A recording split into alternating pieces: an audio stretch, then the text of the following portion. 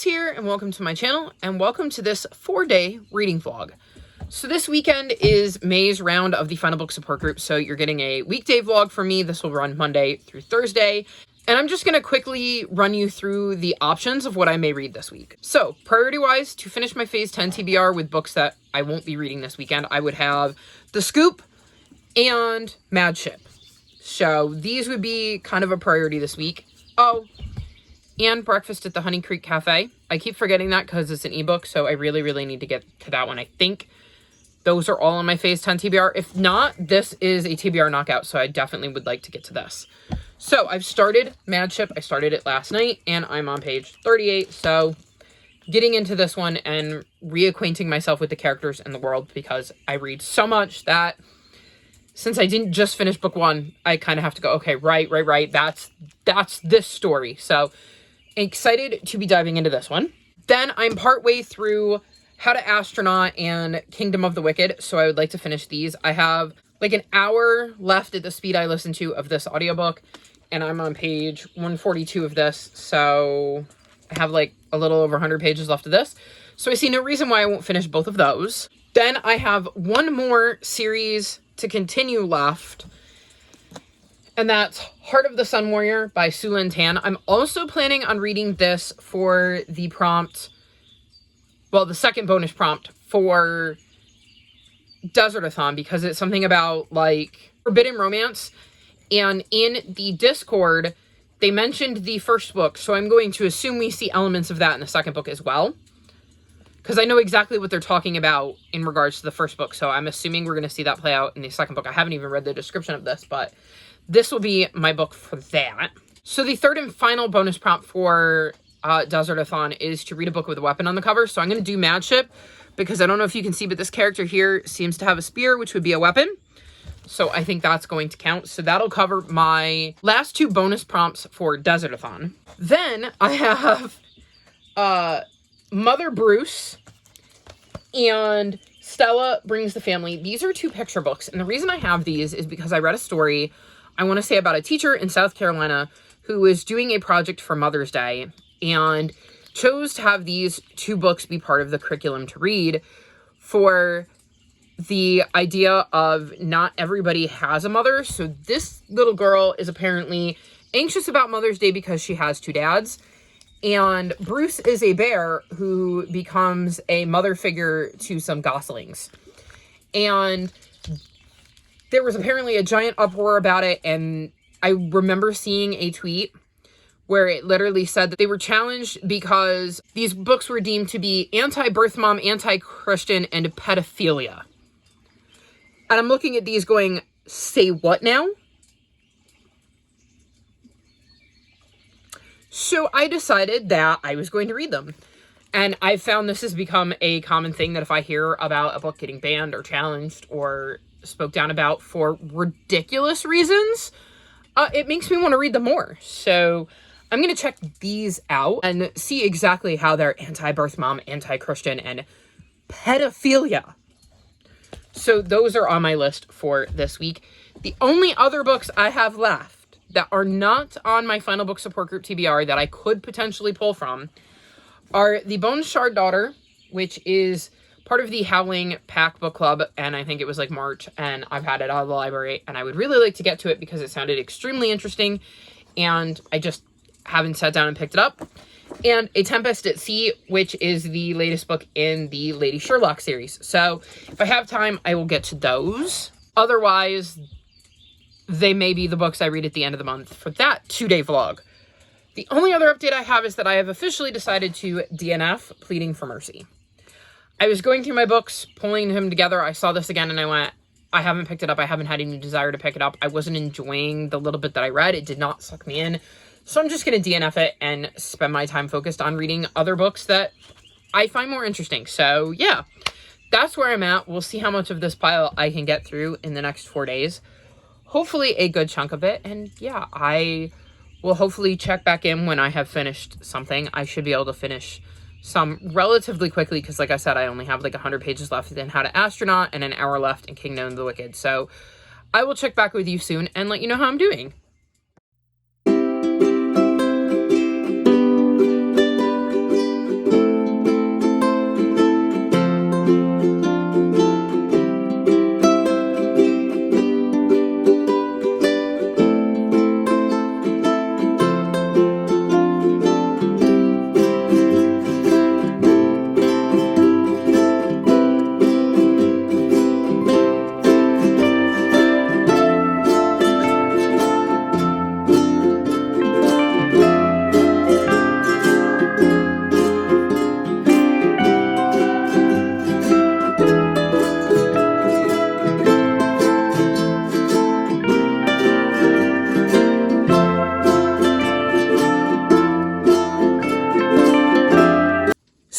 Wednesday after Dynamite. I filmed my TBR game today, which is why you're getting this odd angle, because I have no idea whether I will be super motivated to edit this. So there is a possibility that this could come out before my TBR, and just to be on the safe side, I decided to make sure that you can't see my game in there.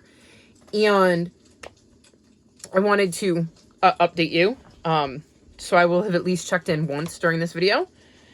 So I'm going to start with, I started the scoop. I DNF'd it about 50 pages in. We're following a older woman named Toots. Or Toots. Toots, maybe. And she has just buried her 8th husband. And her daughter is about to lose her job at, like, a gossip mag or, yeah, a gossip rag in LA. And she decides that with the help of her 3 best friends, they're going to buy the mag and run it, essentially.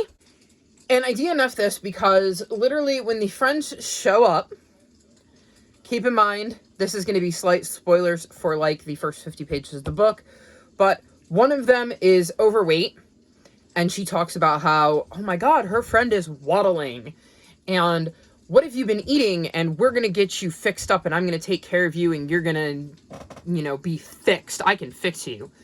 The next friend shows up and is skinny as a pole, the complete opposite of the overweight friend, and that leads to some unfun dynamics between the overweight friend and the skinny friend. And then the third one shows up with, like, extreme OCD, doesn't want to be touched. I think she had, like, gloves. So yeah, it says, like, why did Ida have on latex gloves and one of those masks surgeons wear? Now keep in mind, that might not be so weird in 2023, but this was written in 2009. There was no pandemic.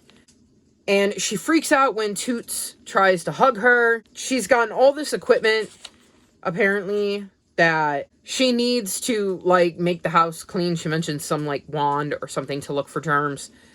And it says Toots planned on curing her, like, real quick. And I'm just like, OCD, especially an extreme version of that, is not something you can just cure really quick. And I didn't like the way this woman was talking about her friends. I was already not enjoying being in her head. She felt very much like a gold digger. Like, she didn't really give a crap about her husband. She just wanted his money. One of her friends has an elderly husband that she's just waiting for him to die because she wants his money. And I'm just like, no, not interested. Not enjoying this. Don't see myself enjoying it. And based on some of the comments from reviews, I'm making the right decision because it does not sound like it gets any better. So DNFing this, and I will be unhauling this in the rest of the series. I finished Kingdom of the Wicked, and I'm giving this 4.25 stars. This is the next book in the Skullduggery Pleasant series. And oh my god, were there some insane twists at the end that I did not see coming. I have 2 of these books out from the library right now for next month. That is the plan. We'll see if I can get to them. And just, wow. There's so much going on. I have no idea what to expect or how things are going to play out, but I think it's about to get really, really wild. I finished How to Astronaut, an Insider's Guide to Leaving the Planet, and I'm giving this 4 stars. I thought it was really interesting to see things from his perspective. Terry does a great job of really making us feel like we were on the space station with him. He talks about, like, just so much stuff. Spacewalks he went on, issues he might have had, dealing with being weightless, the, you know, medical issues that come from being in space and how they counteract them and the things they have to watch out for, all of the hardships that come along with space travel that maybe you're not thinking about. Like, maybe you have the idea of it could be dangerous because lack of atmosphere or, you know, isolation because you can't just, you know, go visit somebody. But there's a lot more going on there, and he really lays that out. And he also lays out a lot of the realistic day-to-day things, like going to the bathroom, showering, sleeping. He even talks about whether there was sex on the International Space Station. So I thought it was really, really interesting seeing a real-life look at, you know, him getting training for it, going, launching, being on the space station, landing, and then some of the aftermath afterwards. So really enjoyable read, and it was quite interesting to see his view of his time in space. I read the entirety of the Honey Creek Cafe, and that's a spring cover. So I will mention my thoughts on that in the spring covers vlog, but I wanted to let you know that I did read it and finish it. I'm currently in the middle of 3 books. One is a historical fiction mystery, and we're following this guy. I'm not going to be able to remember names because I'm listening to the audiobook. I don't have a physical copy. And I think his name might be Christopher. And his grandfather gets ready to throw this ball, and his grandfather's kind of been a recluse. And one of his family members dies, and the grandfather is a retired detective, I think, and is trying to rope Christopher into helping him solve the crime. So I'm enjoying that one. Then I started Mad Ship. I'm on page 174. So decent progress in this. I don't know that I'm going to finish it before the end of this vlog. It will depend on how much I read tonight and tomorrow because, well, then I'm going to focus on my final book support group TBR. And I don't know if I will be getting back to this, but I'm really enjoying what I'm reading so far. We shall see how that is going to go. Tomorrow, my cat has a vet appointment. She is 12, and she's been puking. And in the first 12 years I owned her, before she turned 12, she never puked. And now she's puking every couple of days, and we don't quite know why. At first, we thought it was dry food, but she's doing it when she eats wet. So we're getting her checked out to see if we can figure out what is causing the vomiting, and I'm really, really nervous. So how much I read is probably going to depend on how bad my anxiety is tomorrow. We shall see. I started Heart of the Sun Warrior, which is the second book in the Celestial Kingdom duology, and I'm on page 136. So decent progress in this. The reason I picked this up today instead of continuing with Mad Ship is that Hoopla was down. They were doing maintenance and it took longer than they thought, so I started a different book because I needed something to listen to, and, well, I had the audiobook for this. And then the last update I have is that I've finished both my picture books. So, Stella in the Family is going to get 5 stars, and Mother Bruce gets 4. I believe I mentioned that I was reading these because they were challenged when a teacher, I want to say in South Carolina, put them as part of a Mother's Day curriculum because this little girl has 2 fathers and is wondering how to deal with Mother's Day with 2 dads. And then Bruce ends up becoming mama to some goslings. And, I mean, that just caused an uproar. And I really, really enjoyed this one. I thought this was really, really well done with the idea of she has 2 dads, but she's celebrating Mother's Day. And how do you celebrate Mother's Day? And the kids in her class having questions about, well, if you don't have a mom, who makes your lunch? And who tucks you in? And who does this? And who does that? And it really gives a different view on family dynamics because there's more to Stella's family and the people that take care of her and love her than just her dad's. So I thought that was quite interesting. And you see some different family dynamics from some of her classmates as well. So really enjoyed that. The reason that Mother Bruce only gets 4 stars and not 5 is because of the fact that he basically goes out to Mother Goose to get some eggs for breakfast. His stove breaks, and he ends up coming back to the goslings being born. And I know that young me would have been able to really, really, really quickly figure out that the eggs he was going to cook were these baby goslings. And that would have traumatized me. I would not have handled that. I still struggle with eggs because chickens come from eggs. So I really, really, really struggle with eating eggs because they're chickens. And I know that the ones that could turn into chickens are not the ones that show up at your house, but my brain still sees baby chickens when I see eggs. So that definitely would have traumatized me as a kid. So that's why it only gets 4 stars. It is also part of a series. So that is now in my series to continue jar because it was cute enough that I'm curious to see what happens with very grumpy Bruce in the subsequent books. Because I thought it was cute other than the whole traumatizing these, geese hatched from the eggs he was going to have for breakfast. So, that is my update. Lots of reading, sort of. I'm hoping to finish at least one more book before I wrap this up, but we shall see. Like I said, it's all going to depend on how much I can make my brain focus. Not to mention I have to edit because I'm trying to do captions for my videos. And oh my God, did they give me a headache? Which means I need extra time if I'm going to be captioning my videos, because staring at the screen while watching myself for a third time, because I watch it once when I edit it, I watch it a second time to make sure that it all flows well and I got all of the edits I wanted and that I didn't miss anything. And then I would have to watch it a third time to add the captions, and then reading anything on a screen gives me a headache if I do it for any length of time, which is why I don't like ebooks. So yeah, struggling with that, but wanting to do that to make my videos more accessible. So I want to give myself extra time to be able to add captions to my TBR video, which means I need to edit it, and it's this whole thing. So we'll see what I can do, and I will check back in with you at some point, probably on Friday, to wrap this vlog up.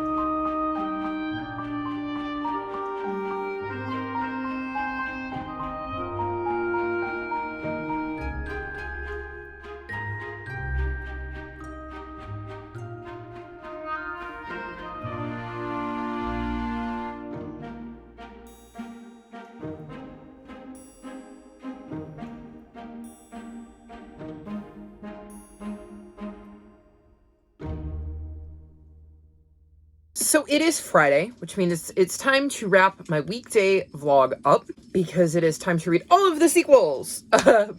So I did not get anywhere near as much reading done as I wanted. I slept like crap last night, and then I ended up taking a like 2-hour nap tonight, and that just really ate into my reading time.